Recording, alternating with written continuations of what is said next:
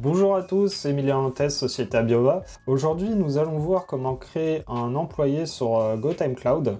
Donc avant de commencer, il faut bien comprendre la différence entre employé et utilisateur. L'utilisateur est tout simplement les personnes qui vont utiliser le logiciel avec différents droits d'accès, que ce soit administrateur, superviseur ou un employé qui pourra consulter simplement ses horaires par exemple, et les employés qui correspondent à ceux qui utilisent la pointeuse et le pointage. Donc pour commencer, on va se connecter sur GoTimeCloud et se rendre dans la partie employé.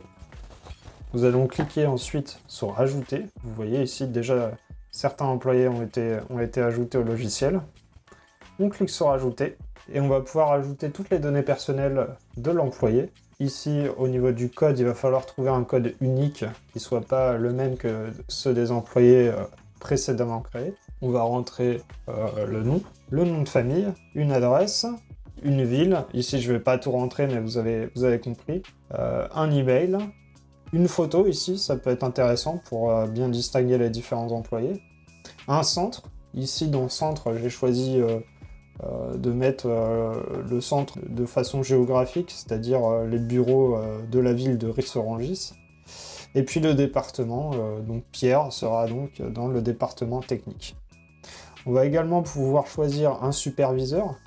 C'est intéressant de choisir un superviseur parce que par la suite, cela permettra à ce superviseur de pouvoir consulter les horaires et puis accepter, par exemple, des demandes formulées par l'employé. On va pouvoir choisir une journée de travail, donc la journée de travail, ça va être simplement les horaires à effectuer par le salarié. On verra ça dans une autre vidéo. Et on va pouvoir indiquer s'il s'agit d'un travailleur de nuit ou pas. Donc je fais accepter. Je réappuie sur accepter. Je réappuie sur mon employé et je vais pouvoir indiquer d'autres informations, surtout dans la partie profil où beaucoup de paramétrages vont être possibles. Donc là, par défaut, c'est le profil général, mais je peux ajouter des exceptions, c'est-à-dire, par exemple, si je souhaite que pour cet employé précisément, il y ait des arrondis, les arrondis là vont faire référence à une certaine tolérance, par exemple pour un type de journée de travail, on va dire que si la personne de 8h50 à 9h10, j'arrondis à 9h. Voilà, ça permet de créer une certaine marge de tolérance, vous voyez, de ne pas pointer à la minute près et puis que cela soit comptabilisé comme un retard par exemple. Je peux créer des auto-événements, donc je peux choisir l'événement que je souhaite pour le type de jour en question. Donc les événements, c'est quelque chose qu'on verra également dans une autre vidéo. Et je peux dire que de telle heure à telle heure, cela va être considéré comme tel événement, typiquement déjeuner, pause cigarette, etc., etc.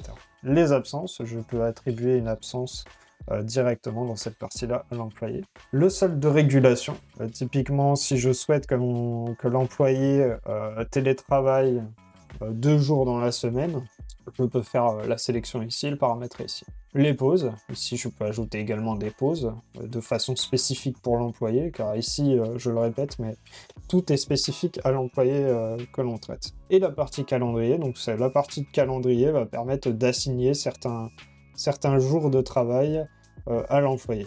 Les heures dues, ici, ça va simplement être un calcul approximatif des heures qu'il reste à travailler à l'employé. Le statut, c'est-à-dire si par exemple on a un employé qui travaille de façon temporaire, pour l'exemple un CDD, on va pouvoir dire dans le logiciel, cet employé commence le travail à cette date-là et puis s'arrête à cette date-là. Hop, se désinscrire, on va pouvoir sélectionner la date et l'employé sera supprimé de l'application automatiquement. Les données de l'appareil, ça va être un endroit évidemment essentiel à paramétrer, puisque ça va permettre de créer tout ce qui va être identifiant pour le pointage, donc ce soit empreinte digitale.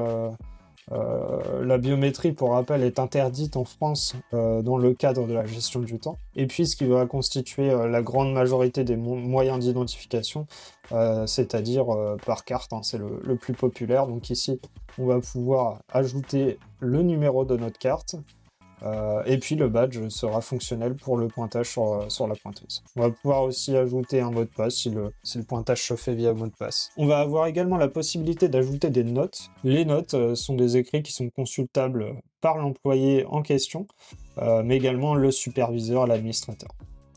À la différence des commentaires qui vont être uniquement consultables par les administrateurs et les superviseurs. Voilà, vous savez maintenant comment créer un employé, et puis vous arrivez à comprendre un petit peu tous les différents éléments qu'on peut trouver sur cet onglet-là. Merci à vous!